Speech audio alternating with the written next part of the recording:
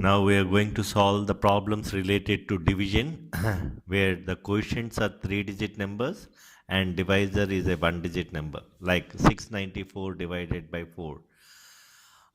So normally in case of when we are doing in the Vedic maths methods, we write the division in this way where 4 divided by, like 4 is a slash line is there, and then 694.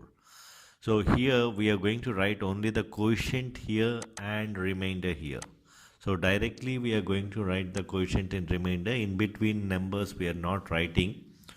So when 6 is divided by 4, first we take the first 1-digit or 2-digit numbers, because 6 is divisible by 4 means 6 is more than 4. So we take 6 divided by 4. So I'll get the quotient as 1 here and 2 is the remainder. But because when 6 is divided by 4, 4 ones are 4, 2 is my remainder. This remainder passed here as 20. So the next number will be 29. So 29 divided by 4. So 4 sevens 28. 4 sevens 28, like 29 divided by 4. 4 sevens 28. 1 is remainder. So 1 remainder again passed as 10 here. So now the next number will be 14. So 14 divided by 4.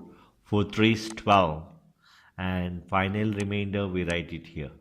So when 14 is divided by 4, 4 3 is 12, 2 is the remainder. So this is how normally the way that Indian system we write is 4 on the left hand side and 6 on the right hand side, and the quotient will be on the upper side, and keep on, and the division will go in a lengthier way. But this way we can directly write the answer in one go. So you can imagine like this and you can do it. All these additional numbers that I have written is extra ones. Directly we can write the quotient and remainder. Let us see in the case of 2385 divided by 7. Here I had taken 2385 divided by 7. Now 7 goes in 23, 7 goes. 7 3 is 21 and 2 is the remainder. So my quotient is 3, 2 is the remainder, goes as 20. So 28. So 28 directly goes in 7 because 28, 7 4's 28. So 7 times 4 is 28, 0 is the remainder. So 4. Now 0 here because 0 is the remainder.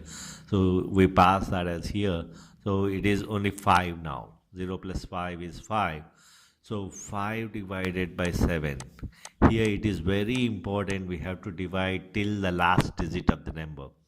So when we are dividing 7, 5 divided by 7, 7 0 0 5 is the remainder. So generally sometimes we may ignore 5 as the remainder. But before writing 5 as a remainder, it is very important to put 0 as your quotient and 5 as your remainder.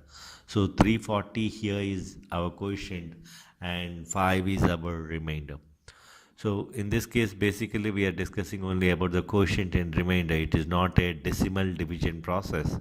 So this is how we do the single digit division till 3-digit number. So if at all a big number is also there, the same procedure will proceed. Just I am taking one example here. Let me take an example like any number we can take. 4, 6, 5, 8, 9, 4, 3. Right? Divided by some number. Let us say 7. So now it is like 7 times 6 is 42. 4 remains. So 7 times 6 is 42, 3 remains. 7 times 5 is 35, out of 38, 35 goes, 3 remains.